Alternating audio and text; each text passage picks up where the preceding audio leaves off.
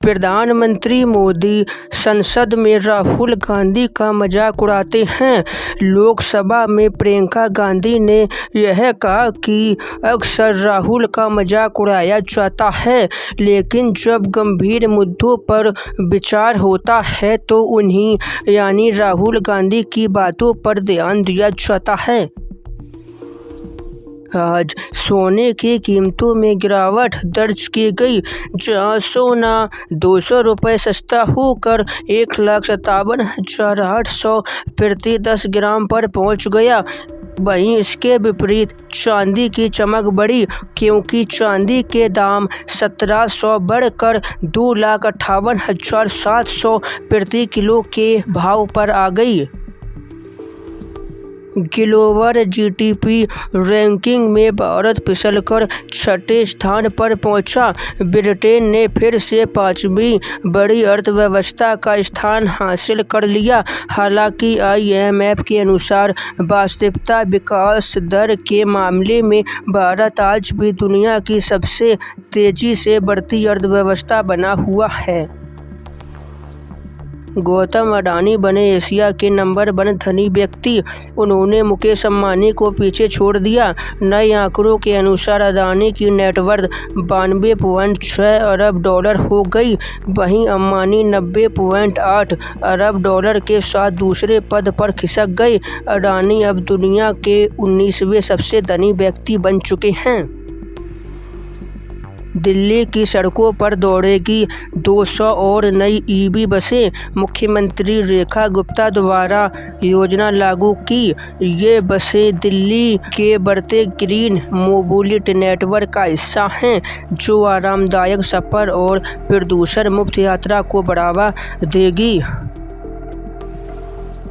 महिला आरक्षण बिल पर सांसद अखिलेश यादव ने कहा, बीजेपी को समझना मुश्किल है।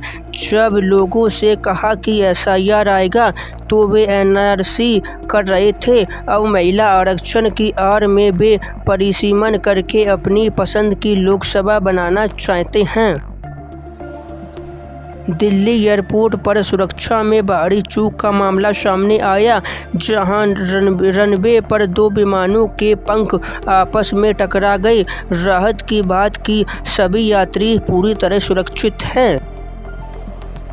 पौड़ी गढ़वाल में श्रीनगर रोड के पास हाईवे से सटे जंगल में भीषण आग लग गई। रास्ते से गुजर रहे लोगों ने आग को देखा। घटना की जानकारी तुरंत वन विभाग को दी गई। मौके पर दमकल की टीम पहुंचकर आग पर काबू पाया। प्रियंका गांधी ने अमित शाह पर तंज कसते हुए कहा कि अगर आज चाणक्य जिंदा होते तो आपकी राजनीतिक कूटनीति देखकर चौंक जाते। इमरजेंसी का जिक्र करते हुए अमित शाह ने पलटवार करते हुए कहा, लोकतंत्र खत्म करने का जिसने प्रयास किया उसे जनता ने खत्म कर दिया। चार धाम यात्रा की तैयारियों को लेकर आखिरी चरण में है तैयारियां। प्रशासन ने तैयारियों का लिया जायजा। कल यानी 19 अप्रैल से यात्रा शुरू होगी। देश के कई हिस्सों में भीषण गर्मी और लू की चेतावनी जारी। 44 डिग्री सेल्सियस के पार पहुंच जाएगा पारा। दोपहर 12 से 4 बजे ना निकलने की दी है सलाह। केमिकल से फल पकाए तो होगी कार्रवाई। खाद्य सुरक्षा संस्था ने दिए कड़े निर्देश। केमिकल के जरिए फलों को पकाना पूरी तरह से गैरकानूनी। थोक विक्रेताओं और डिस्ट्रीब्यूटर पर नज़र रखी जाए। फल पकाने वालों के खिलाफ कड़ी से कड़ी कार्रवाई होगी।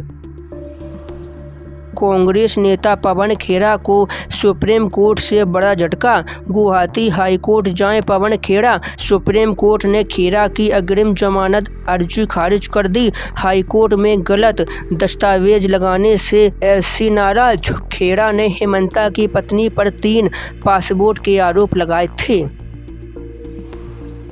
बहुजन समाज पार्टी की मुखिया मायावती ने एक बार फिर कांग्रेस और समाजवादी पार्टी पर बड़ा हमला बोला। मायावती का कहना है कि महिला आरक्षण के मुद्दे पर कांग्रेस अब जो बड़ी बड़ी बातें कर रही है वो महज एक दिखावा है। उन्होंने कांग्रेस को गिरगिट की तरह रंग बदलने वाली पार्टी बताते हुए साफ किया कि जब कांग्रेस सत्ता में थी तब उसने कभी भी SC ST और ओबीसी के आरक्षण का कोटा पूरा करने की कोशिश नहीं की। पश्चिम बंगाल विधानसभा चुनाव में CM योगी ने बीजेपी के पक्ष में माहौल बना दिया। अब तक के प्रचार की बात की जाए तो योगी के निशाने पर ममता बनर्जी और उनके कार्यकर्ता रहे। CM योगी ने कहा कि अब बंगाल की युवाओं को TMC से डरने की जरूरत नहीं। ऐसा इसलिए क्योंकि 4 मई के बाद यहाँ कहीं नजर नहीं आने वाली TMC। भाजपा सांसद मनोज तिवारी ने कहा, इस बार भाजपा की सरकार बनने जा रही। पश्चिम बंगाल जिस प्रकार का प्रेम इस बार बीजेपी को दे रहा उससे स्पष्ट है कि अब भारतीय जनता पार्टी सरकार बनाएगी।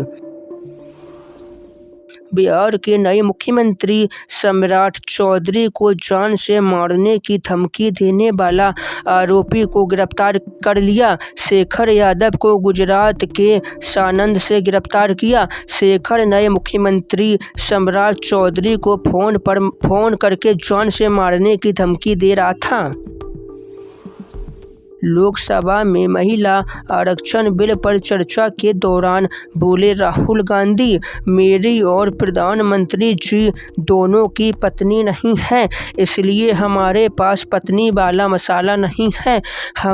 हमें उस नज़रिया से कोई फीडबैक नहीं मिलता, लेकिन मेरे पास मेरी माँ और बहन हैं। योगी कैबिनेट में बदलाव की तैयारियां। यूपी 2027 के चुनाव से पहले होगा बदलाव। बैठक में हो चुकी है मंत्रिमंडल विस्तार पर चर्चा। क्षेत्रीय और जातीय बैलेंस बनाने का प्लान। तो बस दोस्तों, आज की खबरों को हम यहीं समाप्त करते हैं। वीडियो को लाइक, चैनल को सब्सक्राइब कर देना। हम आपसे कल फिर मिलेंगे। धन्यवाद। भारत माता।